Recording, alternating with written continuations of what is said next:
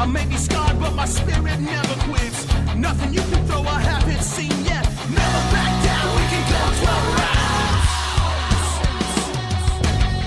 Bring it on if you wanna. Bring it on, I can take your best shot. Bring it on, I'm a fighter. I can take anything that you got. We can go till the knockout's thrown. I know that the battle's already won. So bring it on.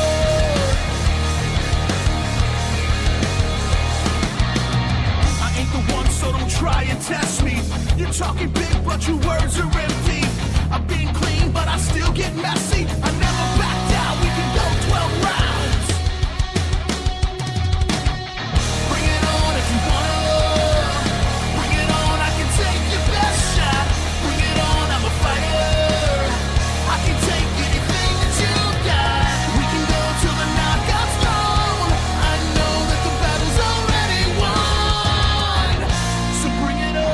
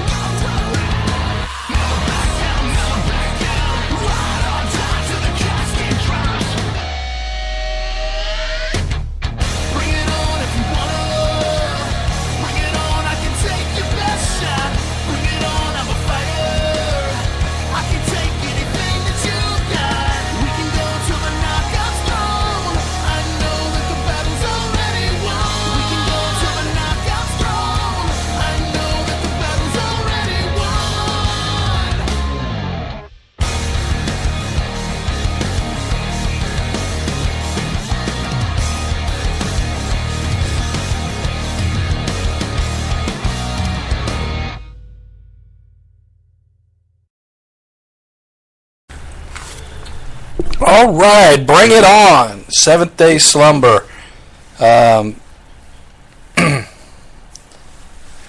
We are here tonight, Tuesday night, the 5th day of January in the year, see if I can get this right, drum roll please, 2016. And it is news and more night. And there's personal news, and there's world news, and there's national news, and then, well, there could just be no news. No news is probably the best news. But we do have news. We do have news. So, I don't know if it'll be the best news, but we have news. True. And they're thinking, wow, they must have had a couple extra glasses of wine for supper. Wouldn't that have been nice? I'll be slurring my speech, and I'd like to see you drink some wine. That probably won't be happening anytime soon. Welcome. That would be fun, though. Well, you would like laughing at me. Yeah, well, of course. Welcome to the show, folks. We're glad you're here for another week of fun and excitement here on the Ed Boston Podcast Network. We sometimes know what we're doing. Sometimes we just act like we know what we're doing. But we actually have a plan for tonight. We do? Mm-hmm. We do. How about you do?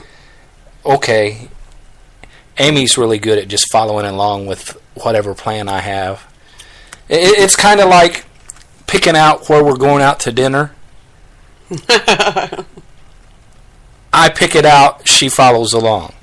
Not because I want to pick it out, mind you, because I would say she refuses to pick it out, but I don't know if it's refuses is the right word. No, if I pick someplace, no, that doesn't sound good. No. So I gave up picking. That was somebody long ago in your past, probably, because this person here eats about anything at about any time, and so you probably haven't heard me say, nah, I don't think I want to eat there, because that just isn't something that comes out of my mouth too terribly often. Well, we did just eat supper. We did. And had we been on the air a half an hour ago, which we kind of timed it to where we wouldn't be eating supper while we were on the air, but had we, they could have shared our first meal here in our new house. Home cooked meal. Home cooked meal, that's right. Amy came home from work today and made the... Worked all day, mind you. All day. All day. Like a slave. Like a slave. Can we say that? Oh, I don't know. That does offend some people. It's Ed Boston's show. We can say what we want. Okay. Well, she worked all day long, come home, and I got out. And I see there, I'm going to say something politically incorrect. I just snapped my fingers and said, "Woman, get in the kitchen. Yes, he did. Get my supper ready." Now. He added now. And actually, that's not the truth. And if anybody knows me, if anybody really knows me, they just spit out their Coke and said, "Yeah, right. Ed Boston said that to somebody." Especially somebody that carries a gun. He probably knows better than that. Well, I don't worry about your gun. Your gun is protection. Yeah, against slave drivers like you. Yeah, right. Anyway, you could have been here for a wonderful bowl of homemade vegetable soup that yummy. was maybe the best I've ever had. Don't lie. I can't remember having vegetable soup better than that. It was good, if I say so myself. It was just as good as any as I've ever had. And so, thank you, dear, for the wonderful supper. You're very welcome. Or dinner, whatever you call it in your part of the woods. It was good. It was good. And we got a refrigerator yesterday so that we can have food in the house. Woohoo! You know, we were kind of halfway in a few days last week, but, you know, we had no refrigerator and we had no shower and we had very little food in the house and nothing. We didn't have the stoves turned on yet. So we kind of were at a disadvantage on doing anything other than eating out. But which is not necessarily a disadvantage. Saves me from cooking and cleaning and dishes and, you know, all those wifely things that you say, "Woman, get in there." And yeah, I do that all the time. right. Seeing as how I cook more than you cook. Oh, wait a minute now. Just not in the new house yet because we've only cooked one meal and you cooked it. But we've made progress. We have a refrigerator. We have a shower. Oh, well. However, there was an issue with the water heater. And so right now we have a cold water shower until tomorrow when the guy comes to install we've got a brand new water heater sitting in the hallway down there. It's just not installed. And so we're making progress. We're coming along. We are getting there. We're totally out of the old house. Yes, we the are. old apartment. And they signed off on it being clean and they accepted our keys. Reluctantly, I understand from you. Yes, very reluctantly. They said, "Absolutely not. We're not accepting keys." I said, "You're not going to take the keys?" "Nope, we're not taking keys from good people." Actually, when she told me that on the phone, my heart started like pounding real hard. It's like, how many trips you going to have to make over there to just drop off a set of keys? I told them I'd keep the keys, but I didn't want to keep making the payment. And that is accurate. So we're out of there. Everything is into the new place. Now, everything is not where it goes. Yet. But we are, surprisingly, farther along than what I expected we would be. I've really liked the way we moved in here. And the whole key to it is we had space to put things that we don't have any right. place for. Absolutely. So it's kind of hidden out of the way, and we can go to there and get what we need when we need it. And so, I don't know, you may have seen some pictures on Facebook Amy put up of the living room, dining room area. She's got her kitchen all together. Yes, it is. Bedroom is pretty much the way it's going to be we got some electrical issues as far as needing a couple more outlets that will get taken care of at a later date. So we kind of got things rigged a little bit with, what are those things? Extension cords. Yeah, that's what they're called. And if there's any electricians out there that is listening to the show, don't panic. We're trying our very best to be safe. Yes, panic and come fix it. That would work. Wouldn't it work? Well, it would work, but they have to do it pro bono. Exactly. They can make that the donation to the church. To the worship center. Absolutely. I did my second sermon from the worship center Sunday. Yes, you did. And you weren't here. You were No. at a family function. And you listened to it later, and you said you kind of liked it. I did. I liked it really well. And it was titled, do you remember?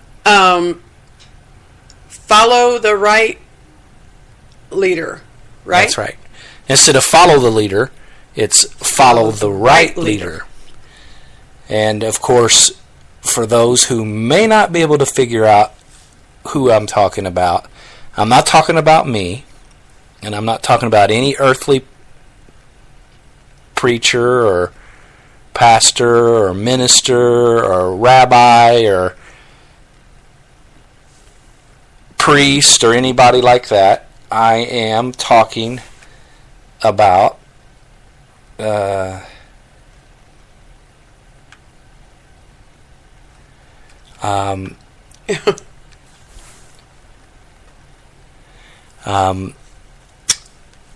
Jesus. Jesus is the right leader. Absolutely. And I hesitated because Trevor asked me a question. Tell everyone about what we're trying to do for you job-wise. Well, right now I work in community corrections in one county, live in another, and I also do home health care and take care of a lady in Columbus, which is like 28 miles from where we live now. And so today I dropped off applications and resume to Johnson County Jail to go to work in corrections at the jail here. So I'll have a 10-minute drive as opposed to a 40-minute drive. And for those that may be new to listening to the show, you have a little bit of history in the corrections. I do. I spent 17 years as a correctional officer in a state prison. And I think it's in my blood. I have background in law enforcement, father being a police officer, grandfather being a police officer, brother, son. So it's kind of in my blood. And then spending 17 years in law enforcement myself, that's what I want to get back to do. And you're doing that somewhat right now in that you're in community corrections, which is not exactly a jail situation, but it is people who are incarcerated. Right. They're not free to come and go as they please, except for work and back. Right. I guess sometimes they get passes. Once in a blue moon, if it's a holiday and their fees are paid and their behavior is in check, and I mean, there's a whole list of circumstances as to why they would get a pass, but very, very seldom does that happen. Well, you've told me before where they had to go shopping for clothes, or but that's usually done with an officer. Oh. They have a trip to a local department store once a week that's done. They have to put in for special permission to go to that. They also have to have fees paid and certain provisions made in order to do that. I see.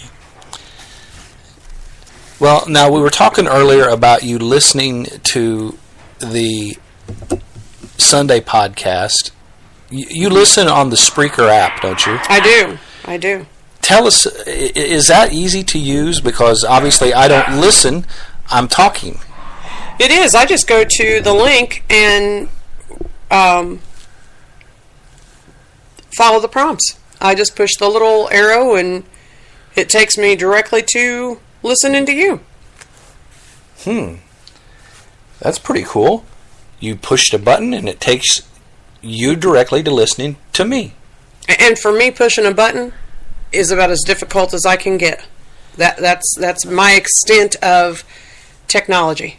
So are you saying that this is kind of simple? Very simple. And that's good. And I know her, if she were taught and took the time to do it, she would learn it, but she doesn't like to get taught. And she doesn't like to take the time. Certain things. That's true. Technology, I don't have enough room in my head upstairs to learn how to deal with technology. And so there's no excuse for people who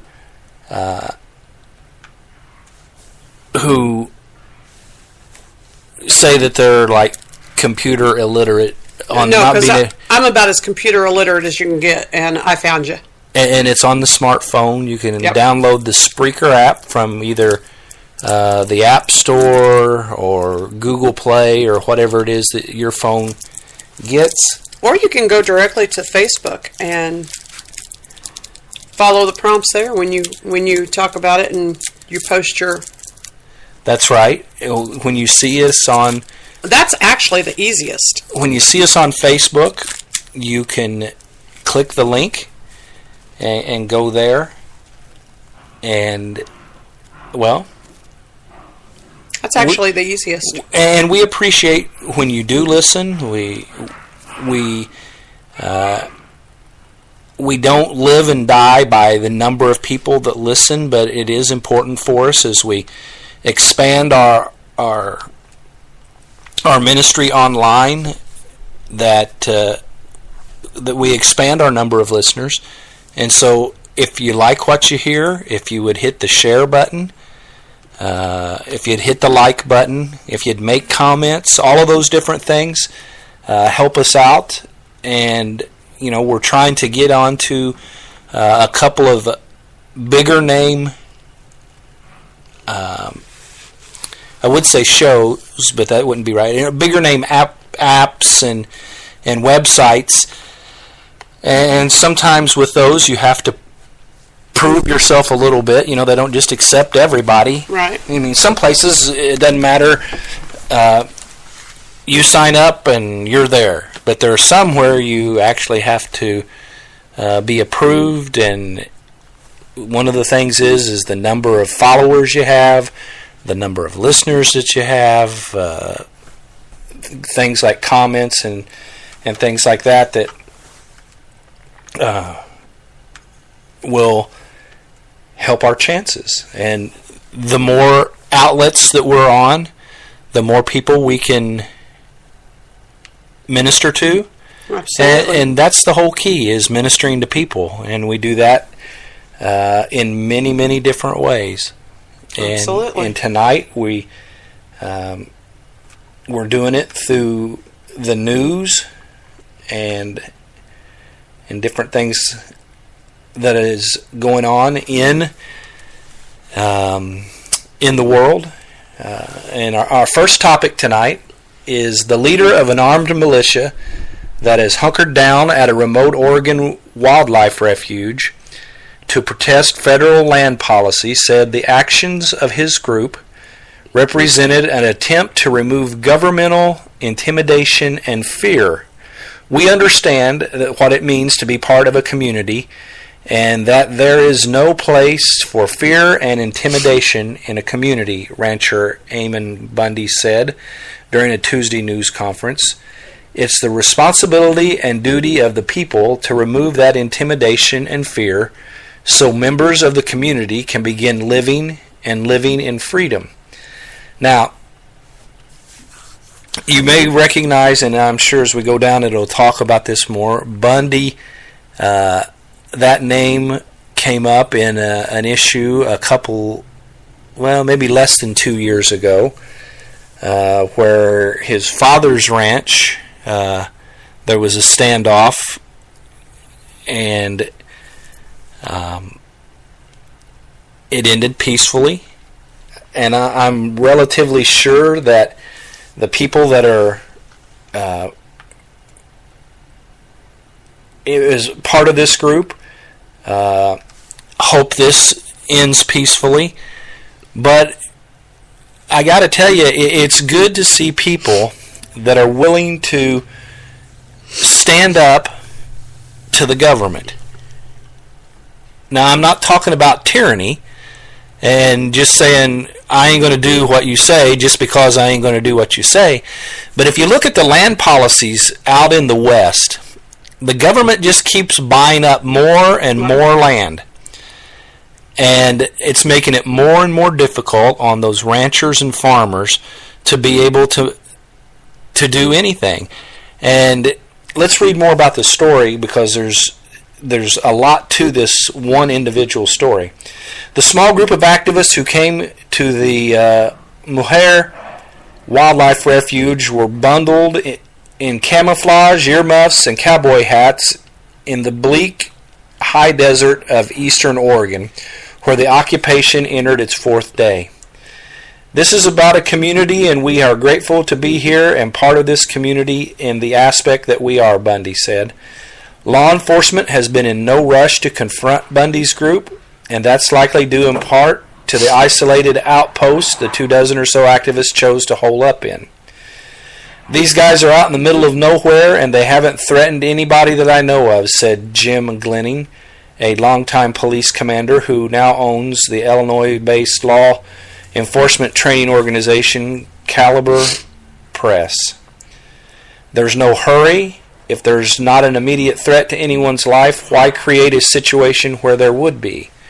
Of course, good for him. Of course, there has been situations in the past where the government acted a little on the fast side and people died. No one had been hurt and no one was being held hostage. The takeover puts federal officials in a delicate position of deciding whether to confront the occupiers, risking bloodshed, or stand back and possibly embolden others to directly confront the government. The activists seized the refuge about 300 miles from Portland on Sunday night as part of a decades-long fight over public lands in the West. They said they want an inquiry into whether the government is forcing ranchers off their land after Dwight Hammond and his son Stephen reported back to prison on Monday. The Hammonds were convicted of arson 3 years ago for fires on federal land in 2001 and 2006, one of which was set to cover up deer poaching, according to the prosecutors. Now, the story is about to come to an end.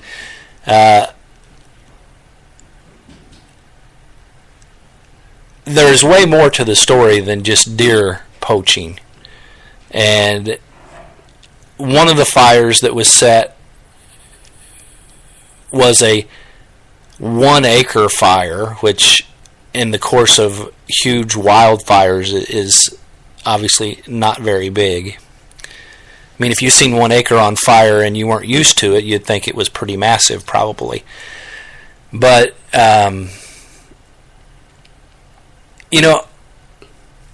to me, it seems like an awful risky thing to risk your huge farm operation to cover up tracks of deer poaching. I would think so, too. So, you need to look into... There are actually at one point 9 different charges that they were convicted of. Through the appeals process, some of that got taken away. They were sentenced under a federal law that the mandatory sentence was anywhere from 5 to 25 years, and so they were given 5 years for something that didn't amount to, I won't say didn't amount to much of a crime, because if they were guilty, they deserved their punishment. But a lot of people do a lot of things that are worse that get far less than 5 years. Right. The Hammonds were convicted of arson 3 years ago. The men served no more than a year until an appeals court ruled the terms fell short of minimum sentences that require them to serve about 4 more years. Their sentences have been a rallying cry for a group calling itself Citizens for Constitutional Freedom, whose mostly male members said they want federal lands turned over to local authorities so people can use them free of U.S. oversight.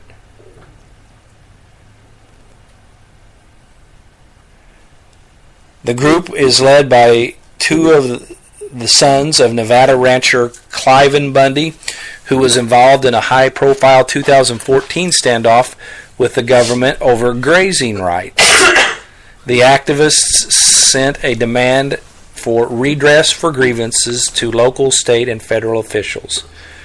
We have exhausted all prudent measures and have been ignored, Bundy said earlier in the standoff. Now, I've read that the Hammond family, who has the 2 people that are in jail, have not asked for this to happen. They did not ask for this group to come in. They don't want to be blamed or held responsible for anything that goes on with that. They basically just want... This has been going on... Well, one of the charges was from 2001. Wow. So this has been going on a long time. They just want this to be over with. And they turn themselves in freely. They weren't apprehended and taken in. They turned themselves in to finish their sentence. But the reason I wanted to talk about it tonight is the federal government forcing people to do things that are not for the good of the people. Imagine that. Why does the federal government need to purchase a bunch of land? I don't know. Why do they need to? Why is that important? Why wouldn't it be better for individuals to own property instead of the government to own property? Other than the government gets to dictate at that point what happens in those areas. And that's not the American way of doing things. We're free enterprise, and the more control the federal government has over issues, and we're going to talk about more issues later of the federal government, the less healthy it is for the American citizen. I actually think that the feds right now kind of like this going on.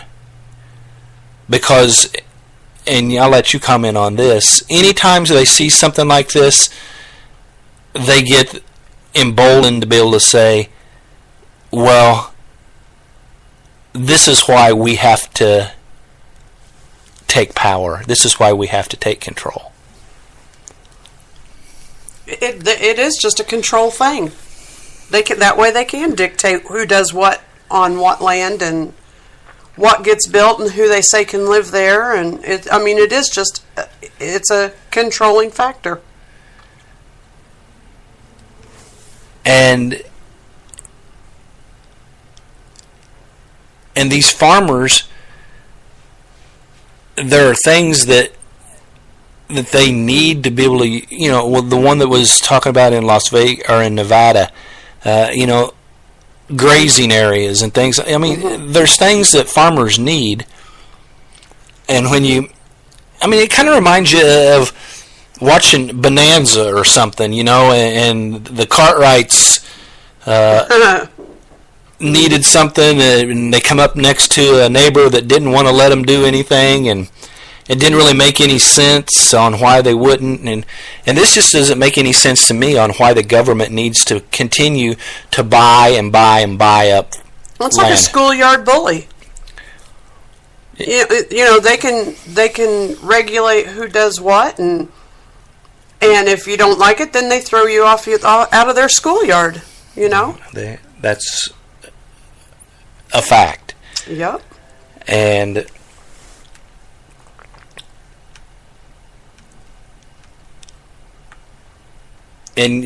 when you hear this show, you're going to hear that the less control that the federal government has on things, the better off it will be. Why isn't that under state control? Where in the Constitution does it say that the federal government needs to buy land? Yeah, exactly. I mean, why isn't that under state or local control? You would think it should be. See, I'm going to ask questions that probably are simple answers, but the questions how can the federal government out of Washington, D.C. or wherever their office is in the country have better knowledge of what's going on in that part of Oregon than someone that lives in Oregon, or even better yet, someone that lives right there in that community? They haven't a clue. They have not got a clue. That's just because they want control over everything they can get their hands into. And so this question isn't so easy. And that question is why? Why do they need control over everything? Well, why did we have to have Obamacare when it is a huge flop? It's because they want to run everyone.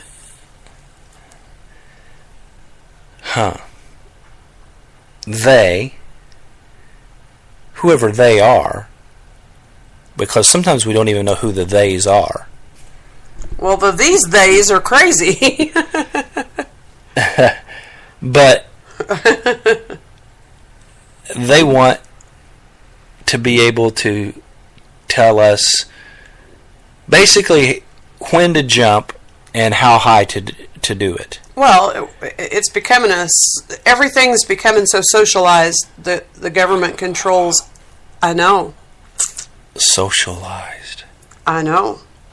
We're not a socialist country. Really? We're a federal republic. Really? We're not even a democracy, even though people get us mixed up with one. But it only works if the people that are elected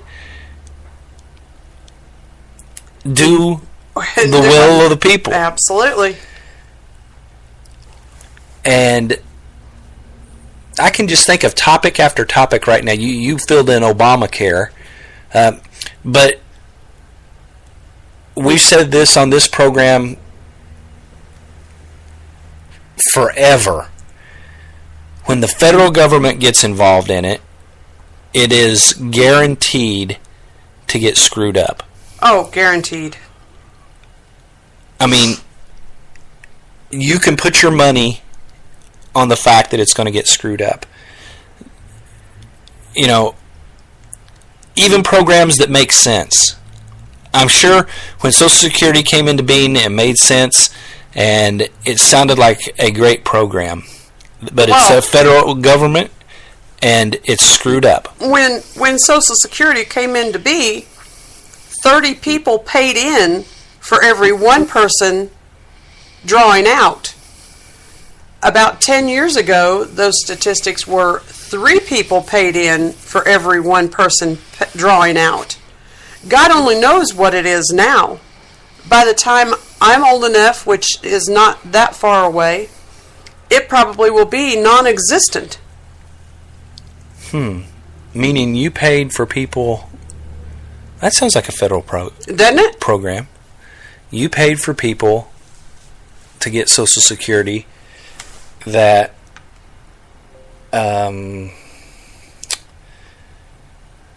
yeah. You get what I'm getting Yeah, at. absolutely. I mean... And the next program comes up, and the next program comes up, and... and they're all messed up. yes. Why? Because the federal government have their hands in it. Well, let's change directions just a little bit. And Something less depressing. less depressing than the federal government? Yes. Well, let me see what I can do about that.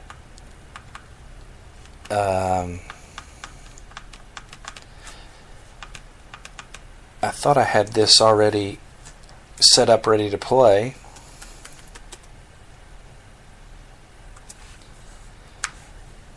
And I must not have.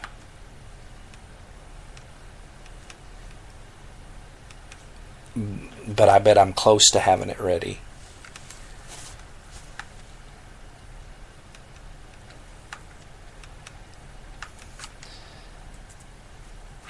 And by the way, if anybody hears anything, it's the dogs that are making a ruckus. Well, they're quiet right now. They're probably destroying something. Huh. They are just still just pups, but they are rather destructive. Yes, they are. And let's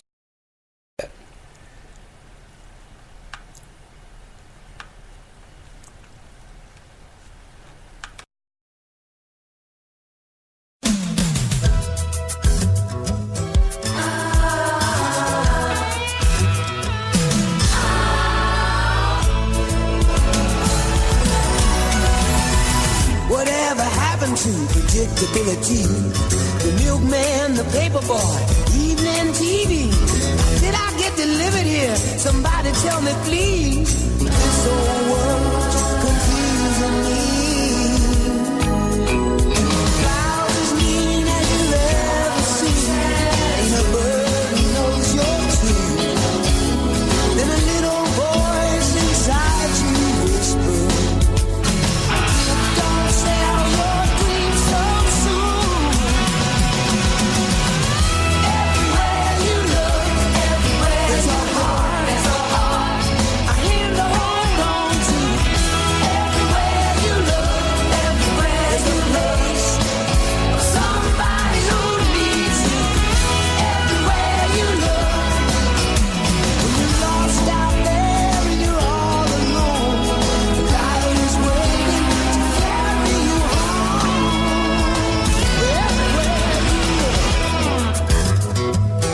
Everywhere you look, everywhere you Well, that was the old theme song to Full House, and we are getting closer and closer to the release. Full House social media accounts have been posting videos and building hype, teasing the fans that you know the theme song and get ready to sing along on, drumroll please, February the 26th. And if you go to the Fuller House Facebook page, you see videos, and it's nice to see the old house, the old neighborhood. Look at there. the streetcar coming up the street. Brings back lots of old memories. Oh, look, it's the Golden Gate Bridge. Fuller House. And then you go over to Twitter and you can see the same things over there. And all episode. It says this. Break into a chorus. All episodes February 26th. # Fuller House. And so there you have it. We we are looking forward to seeing Candace Cameron Bure and all of her cohorts doing the things that they did way back when in today's setting. Now, this next topic is one that I think you're going to have quite a bit of input on, because the first three words are America's federal prisons. America's federal prisons have become a breeding ground for radical Islam, warn critics, who say imprisoned terrorists are more likely to spread their beliefs than renounce them. And you're Very shaking, true. You're shaking your head. From your experiences, people who are Islamic, they don't get converted to something else very often. Absolutely not. No, they do not. They do everything in their power to promote. I find it kind of humorous, though, because we have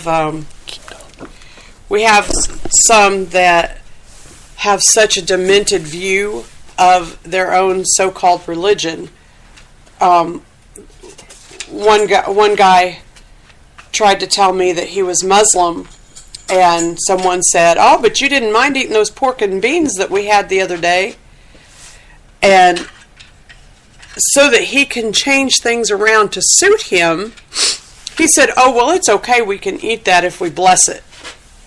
Now, no true Muslim is going to eat pork, period, whether it's been blessed or whether it hasn't been. And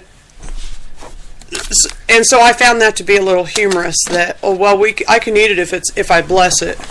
Well, you just ran into somebody who wasn't really a Muslim that Right. just wanted to say they were a Muslim. Right. But I'm thinking back to your days in the state prisons and things Right. like that. There were definitely real Muslims, Absolutely. and what are they comparable to in prison? Are they comparable to gangbangers? Equate them a little bit. That's really difficult to say because there's so many different gangs that are so violent, and there weren't as many Muslims as there were in violent gangs. So it's kind of hard to So say. the numbers were disproportionate. They were very disproportionate. But the provisions that had to be made for them was just ridiculous. Ridiculous. They had to have their prayer time. They had to have their prayer rugs. It was just crazy, and it always took extra staffing to cater to them and what they wanted. Now, were they mostly violent, or were they mostly off to themselves? Did you see them try to recruit people? They were off to themselves, but they did try to recruit. They were not as violent as some of the gangs that were there, but I think that's because of their numbers being so different. And really, in the recruitment phase, they don't necessarily want to tip their hand on Right. that they're a religion of peace. Right. Supposedly. Right. Right. So they don't want to totally tip their hand and be the non-religion of peace, or religion of non-peace, or... But they, in their own roundabout way, in order to recruit, would offer protection. And in that protection came violence. So much for the idea of them being a religion of peace, because that's not necessarily, it's not true, period. That's my wife. Trying to be political, but you can't. Nope. Well, let me read some more of this story. As law enforcement authorities lock up more homegrown terrorists, experts are warning the success could turn sour if jailhouse jihadists are allowed to infect fellow inmates. Prisons have long been criticized for a culture that can make some inmates more dangerous than when they entered, but the possibility that typical felons could become lone wolf terrorists upon earning parole is a disturbing new wrinkle.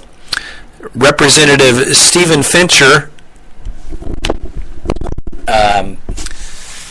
from Tennessee says, over the years, our federal prisons have become a breeding ground for radicalization. If we continue to downplay the threat, we do so at our own peril, said Patrick Dunleavy, author of The Fertile Soil of Jihad, Terrorism's Prison Connection.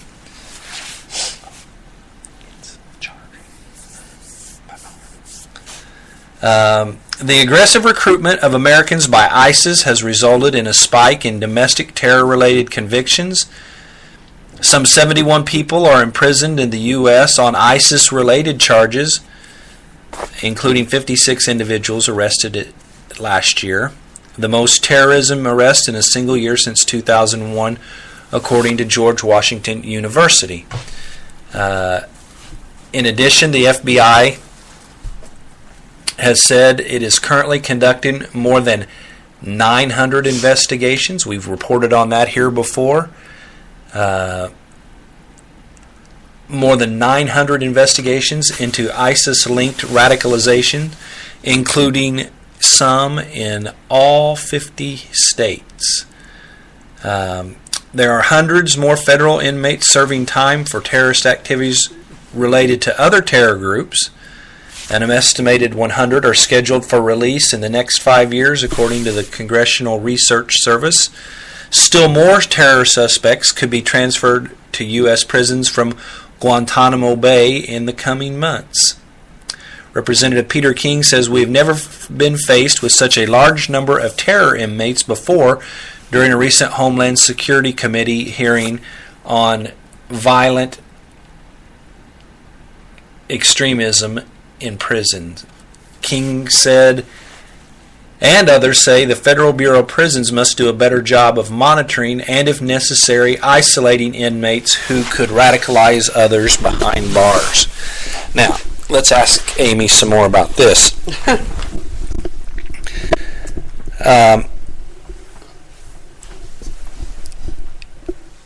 The employees in a prison, they pretty much know who is who and who goes with who. Right. I mean, you know the West Siders, right? Isn't that what they're called? Yep. West Side.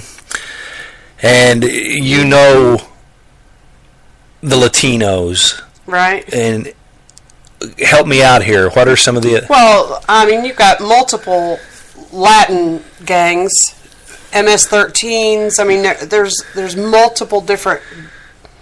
They may all be one big gang, but they have their own little offshoots. Uh-huh. I mean, you got the Crips and the Bloods and the Latin Kings and MS-13s, and I mean, there's just, the list just goes on and on and on. So, and I know you had special training in I did. I was a security threat group coordinator for major gang in the major gang task force. Loved it. It was awesome. And so this kind of fits right up your alley. If in the prison they know that Muhammad Haji is out recruiting people, they're probably going to know that. Right, they will know that, and some gangs will put a stop to it, and some gangs will fall into it, depending on what they may be offering at the time. And if that's the case, and they know Muhammad Haji is doing that, what are some of the recourses of making him stop? Oh, I mean, there could be multiple things, and it could just go from a verbal threat to physical threats to murder. I mean, depending on how far or how carried away they get, how apt they are to stop when they're told to stop, and what lines they cross. I mean, there could be murder. Okay, you just made me laugh because I was thinking one thing and you were talking about another. I was thinking what kind of things could be done to stop them from the jail's perspective. Oh, and you I'm sorry. And then you said, murder. You said murder. I thought, oh boy. I thought you were talking about inmate rights or from other perspectives from other gangs. I'm sorry. That's okay because you give us that perspective, and that can be murder can be a deterrent. Yes, yeah, it could be. Absolutely. But from jail's perspective or from the prison's perspective or staff, that's really, really difficult because they're so protected, and they've got 24/7 to come up with sneaky ways to do what they do.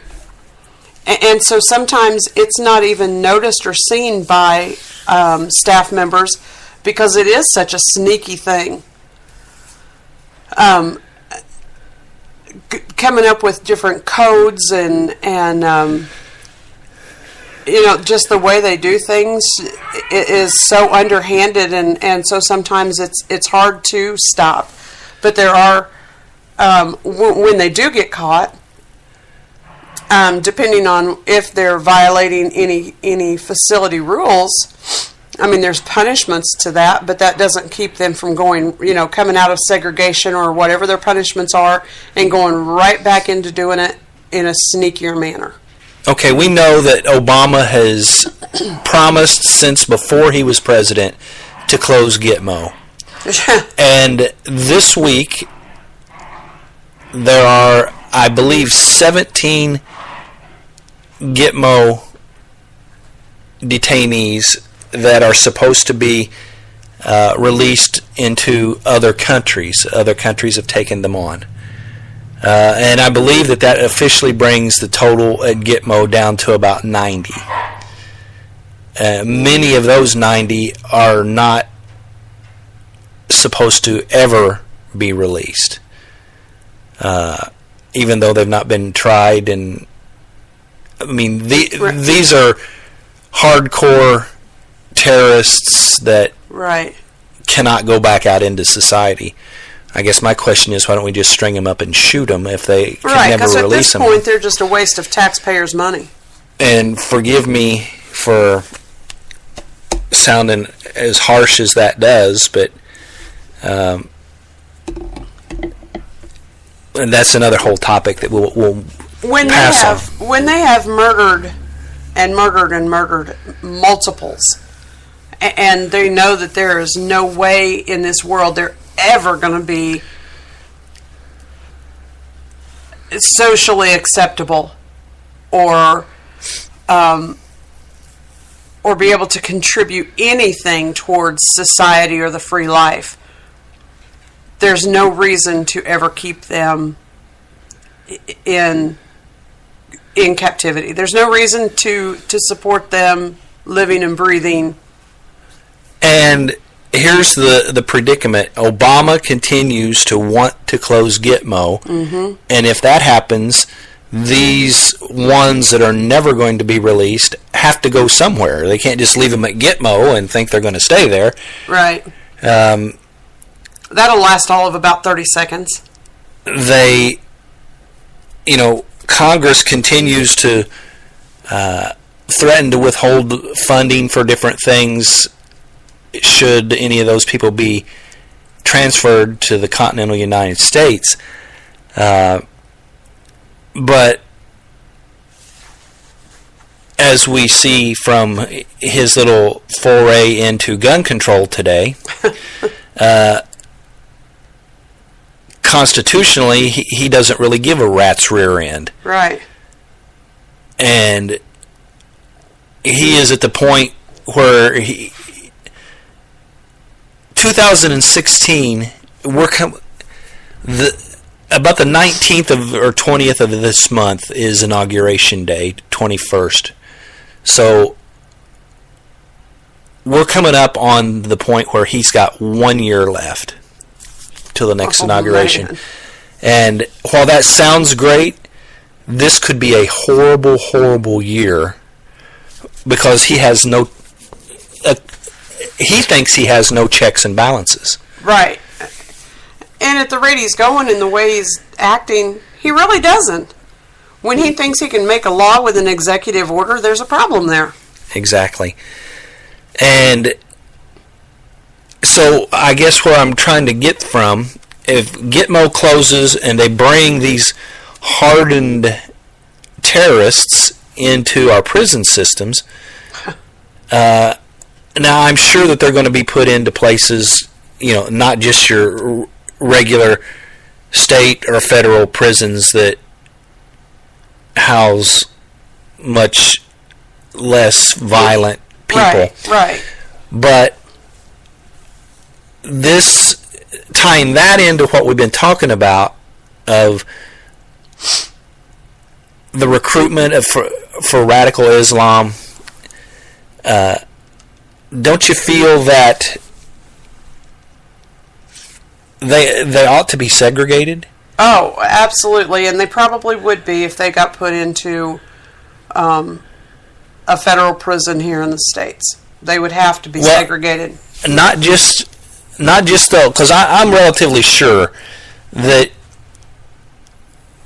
those people, if they get brought to the States, will have to be, in their own little Gitmo somewhere here in the States. Right. But I'm talking about these. Well, there was 50 ISIS-related arrests and convictions last year. Shouldn't those 50 people be isolated from being able to go in? I mean, it's almost like they get rewarded because they go in and they can recruit more people. Right. And if they just recruit them as individuals, not as groups and gangs and those kind of things, that's what ISIS is calling for, lone wolves. Right. And, they could even go so far as to just be appearing to be teaching the Quran and instead be teaching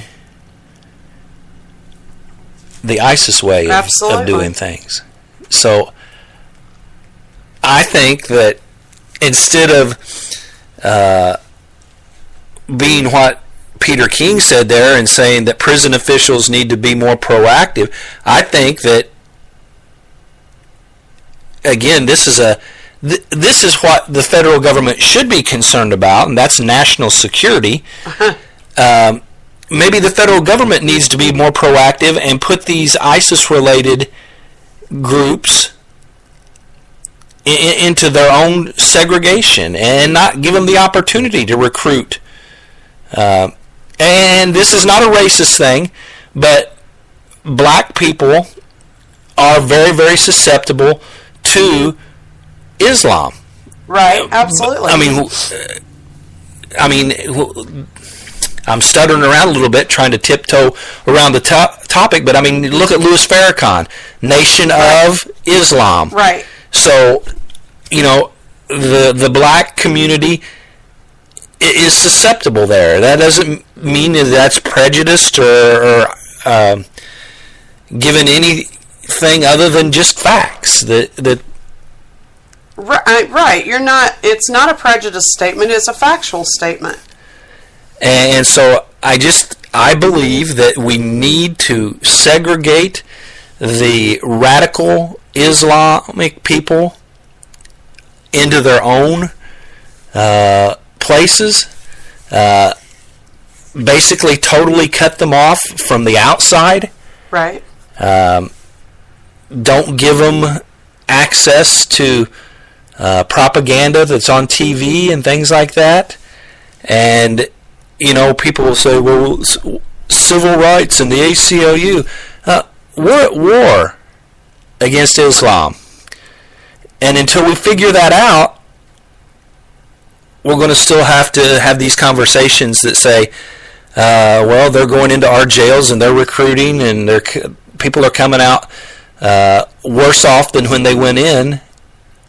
And that's a sad state of affairs, that people are worse off when they come out of jail than when they go in. That's a very sad state of affairs. But it's a very true statement. And expound upon that just a little bit, about how people can be worse off. Well, I mean, you learn a criminal mindset in jail. And unfortunately, that's sad. Rehabilitation, there is very, very, very little. You have to become a better criminal while you're there, because you've got more people, more eyes on you, and in order to do the things that you're accustomed to doing and the things that you want to do, you've got to become a better criminal. And so if you steal, you have to become a better thief. If you're a pothead, you've got to get sneakier about how you do it, and don't be fooled and think that there is not drugs in prisons, because there's probably just as much accessible drugs in prison as there is on the street. It's going to cost you a lot more money and maybe a little more difficult to come by, but trust and believe, it is there, and it is very, very prevalent, and it can be brought in by multiple different fashions, whether it's staff bringing it in, whether it's being trafficked in via visitor. I mean, it can be brought in multiple different ways, but trust and believe, don't be fooled. It is there and very prevalent there. Are there programs offered in prisons? Yes, there are, but usually an offender will take a program only to get a time cut, not because they want to benefit from that program, but because they want a time cut for their release date. Does that do them any good when they're in a program for that reason and that reason only? Absolutely not. They're there for a reason, and they've got an agenda, and that reason is not getting the help that they need. It's to be able to get out sooner. And so that's kind of where the system falls. It just makes you a better criminal. And we're going to move on to the next topic, which is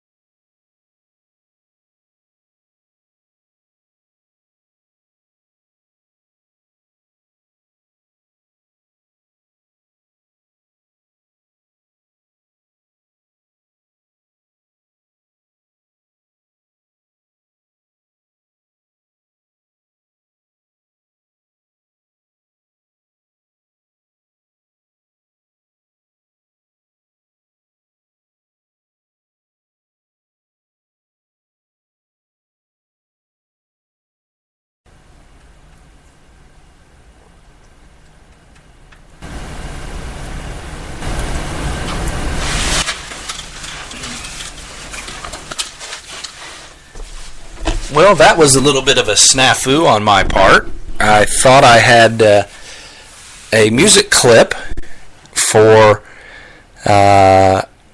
one AJ Styles, who I interviewed a couple of years ago. Turns out that it was not his music, but it was part of that interview. And not only was it not the music that I thought it was, I actually left it on mute, so I was listening to AJ Styles in his interview. You were listening to dead air. You know, it's like dead ants. Dead Ants. And Isn't that the theme song to Pink Panther? yeah, dead ants, dead ants, dead ants. Dead Ants. Well, we're making ourselves really old. Whew. But It AJ, sounded like we'd finished that bottle of wine. what do you mean?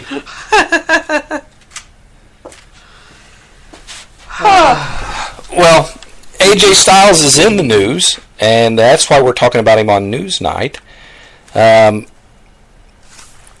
He, along with two other Americans and a Japanese wrestler, have been signed by WWE, and so happy for AJ and the others as well. But the WWE has signed New Japan Pro Wrestling stars AJ Styles, Doc Gallows, and Carl Anderson of the Bullet Club, and current IWGP Intercontinental Champion Shinsuke Nakamura.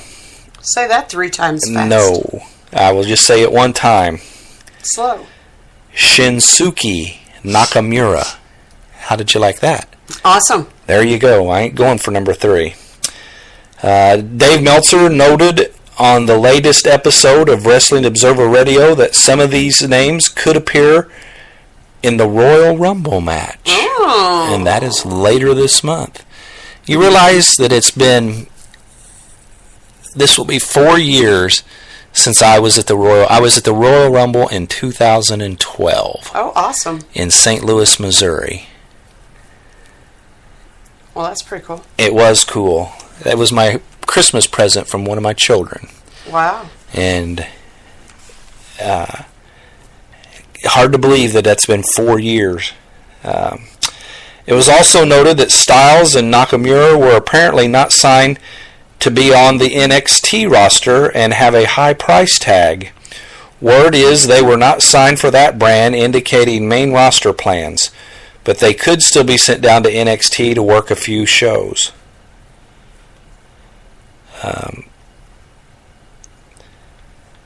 Nakamura is not coming in right away and is expected to drop his title and work a notice, unlike Alberto Del Rio with AAA.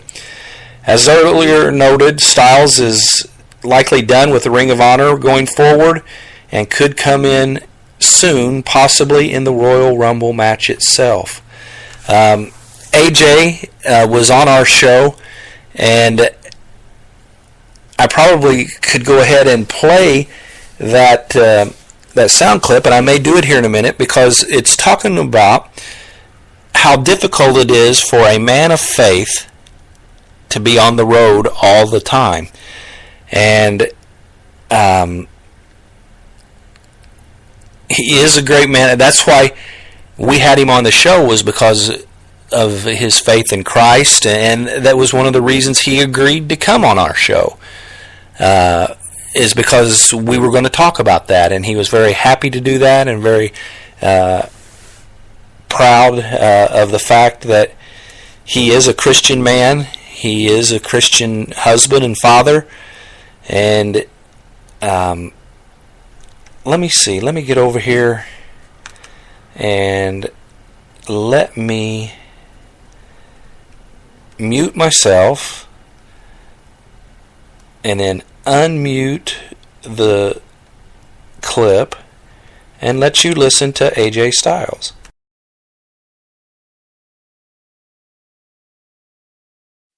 You get this image of being on the road, and how does that, just being on the road in general, work in with you being a family man, with you doing the right thing, with you sharing your Christian values?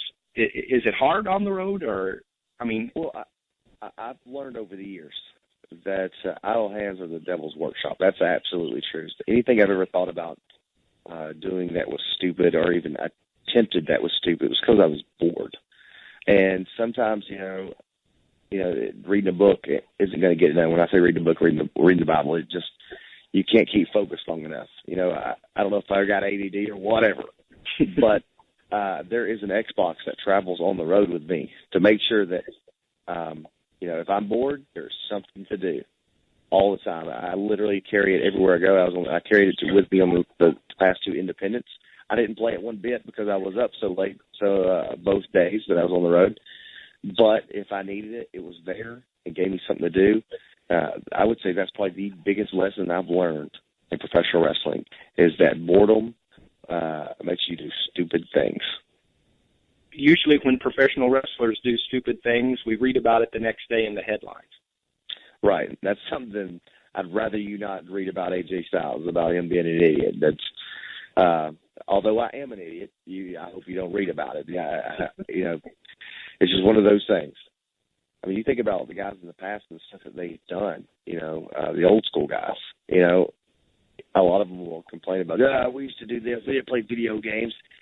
Well, times have changed, and maybe you just didn't have the opportunity to play video games. That way you wouldn't have wasted so much money on the road drinking alcohol or doing whatever. So the Xbox 360 has saved me a lot of money and grief. and they going home a whole lot better. I haven't been married 31 years. I understand what it would be like to have to go home, and you don't want to read it the next day in the paper that you're an idiot, but you surely don't want to go home and tell your wife you're an idiot either. Oh, let's be honest. She already knows that. It's just how big of an idiot you're going to be when you get out there. But my wife knows. She knows. Now, I would love to tell you that as soon as I get home, I am a perfect husband and I don't touch an Xbox, but that'd be false. I do have an addiction to that Xbox. But I think if I'm going to have something like that, well, if that's as bad as it gets, that's going to be okay.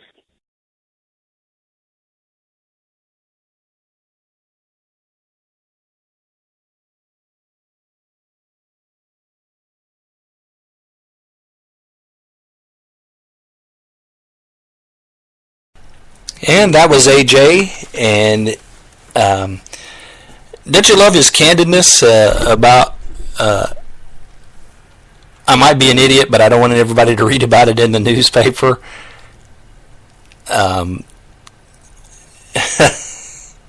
He certainly was open with us.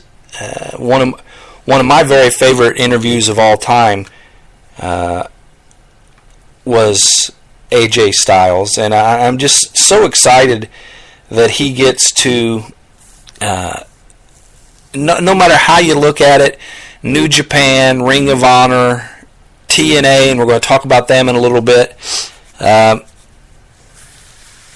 cream of the crop is the WWE, and it may not be the cream of the crop as far as in-ring action, but that's where the big dollars are. That's where, I compare it to Major League Baseball. The minor leagues, you see a lot better play in the games and stuff because everybody is hungry to move up to that next level, so they're working hard at doing things the right way. And then sometimes when they get up to the major leagues, then they're not quite as hungry anymore. They made it to the top. And so I'm not saying that any of those others are the minor leagues, because they all have their own spot, their own fan base, and things like that. But the WWE is still what most people are hoping to make it to. And AJ and his fellow Bullet Club members, Gallows and Anderson, as well as Nakamura, look like they're going to be a part of that. And I think that a lot of, even though AJ may not be going to the NXT product, I think Triple H has a lot to do with him coming to the WWE, because many people may not know this, but AJ Styles has turned down numerous chances to go to the WWE in the past. I mean, he's one of the best in-ring performers in all of wrestling, and people that don't know him will grow to love him, and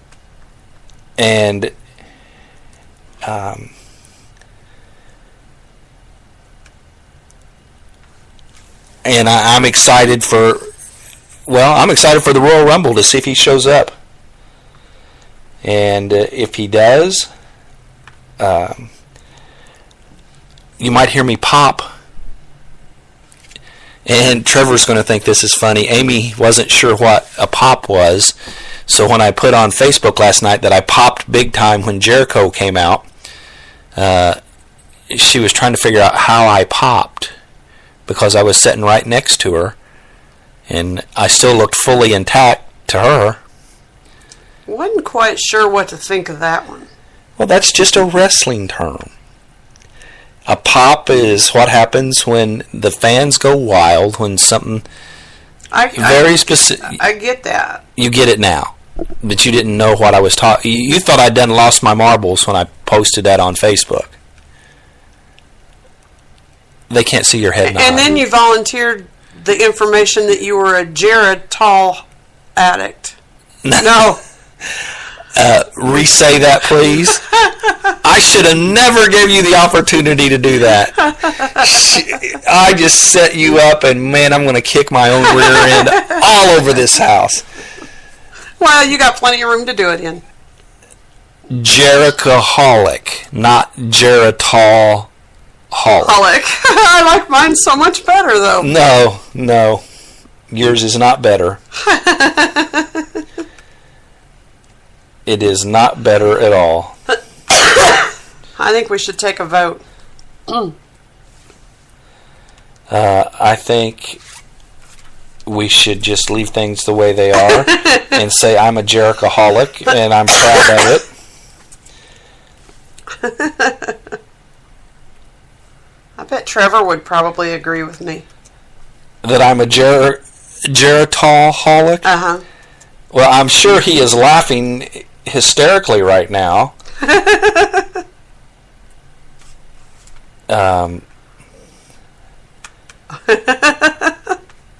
Yeah, I'm sure that's the case. And if he's not, he should be.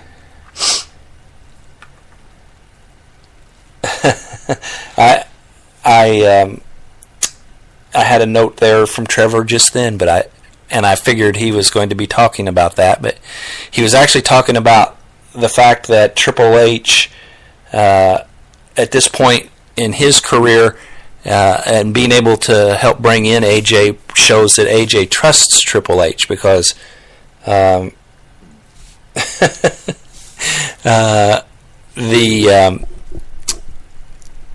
needs to be a trust factor when you're a Christian, and you want to make sure that you're not having to do things that go against your values and things like that.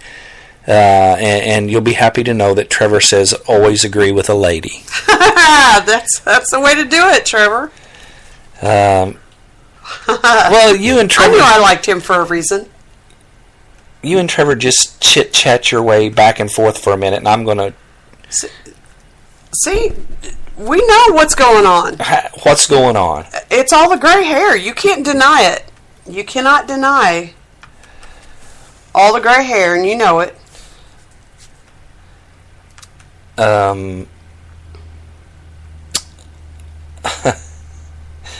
You're right. I do have gray hair. See, that's the one good thing about being a true blonde is I'll never go gray. Well, what will you go? Silver? White. I'll just go back white again. And that cannot come soon enough.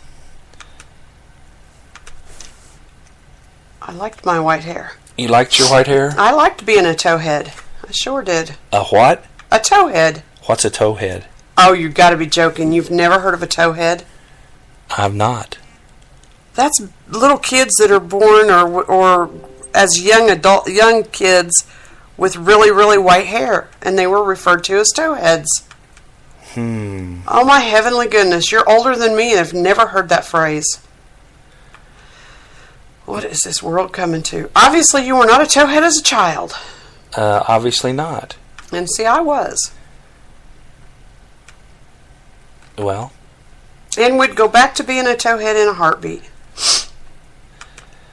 apparently so.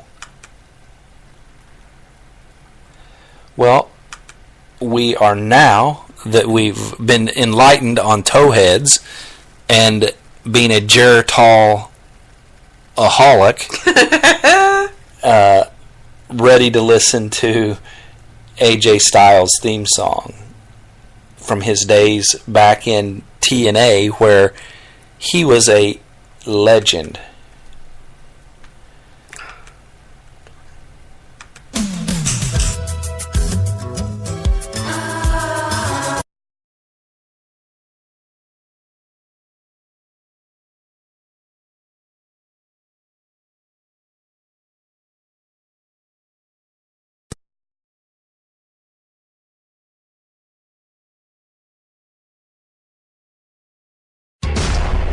Get ready to fly.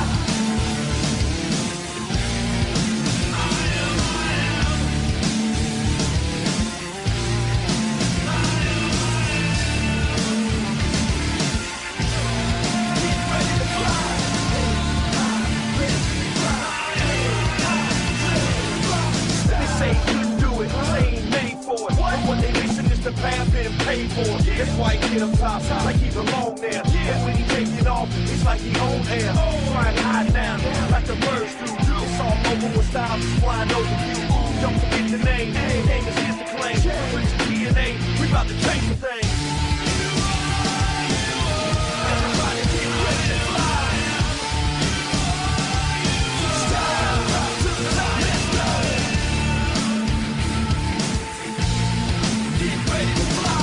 The pencil of paper, a pen and pad, these releases, pictures of puzzle pieces, sliding to the bleachers, reaches insurmountable odds. Reminder who will save us from the bullets we died. Some hit us in line, don't die. I see the people staring all eyes, like to ride the image scrimmage, and I beat them aside. Now I'm flying hard, AJ, aka Lionheart, flying guard, no deny, finish what my mind starts. Everybody get ready to fly. To the top, let's go. Hands up, everybody get ready to fly. To the top, let's go. Let's go. To the top, to the top, to the top.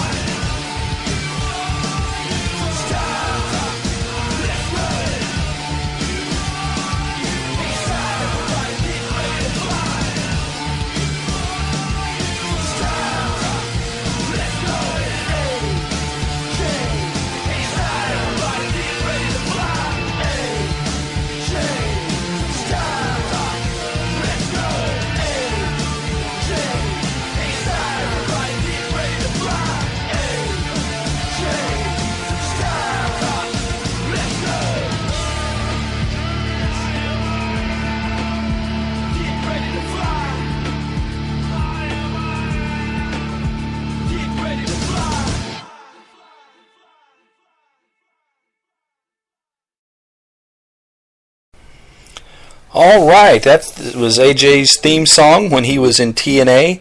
It was done by a Christian group, and he got Jeff Jarrett's permission to have that recorded by a Christian group. And of course, another friend of the show, Jeff Jarrett, said yes. And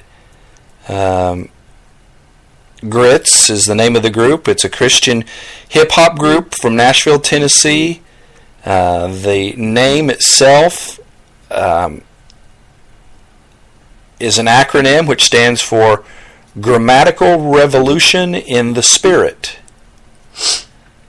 Grits is made up of Stacy Coffee Jones and Teron Bonafide Carter, both of whom were DC Talk dancers. So, in a small world, It is a small world. DC Talk, that's a well-known Toby Mac, Michael Tate, and then AJ Styles and Grits, and talking Jeff Jarrett, and dang, we don't need the You seven. don't need to name drop. What is it? 7 levels to whoever. You can find. Anyway, we don't need that because it just all happens right here in front of us, and we didn't even try. That was actually some impromptu stuff there.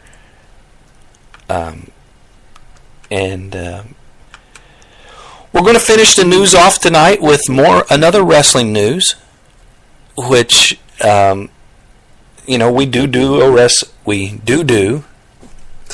also do a wrestling program on Geritol coming back at you. now. But it's been trending quite a bit on social media, and if it's trending on social media, most people think that's news, and TNA is for the first time going to be live on Pop TV here in about 30 minutes, 9 o'clock Eastern, 8 o'clock Central. The new TNA World Heavyweight Champion will be crowned. In the 2 semifinals, it'll be EC3 versus Lashley and Matt Hardy versus Eric Young. The World Title Series final will be after that to crown the new heavyweight champion. Bobby Roode is going to defend his King of the Mountain title. King of the Mountain. See, that would have something to do with the name Jeff Jarrett. That's who that's named after. The Beautiful People versus the Dollhouse. And there is speculation that the Miracle promo videos that the TNA have been kind of cryptically posting could be for Michael Bennett along with Maria Kanellis coming in. They are scheduled to be there, signed by TNA.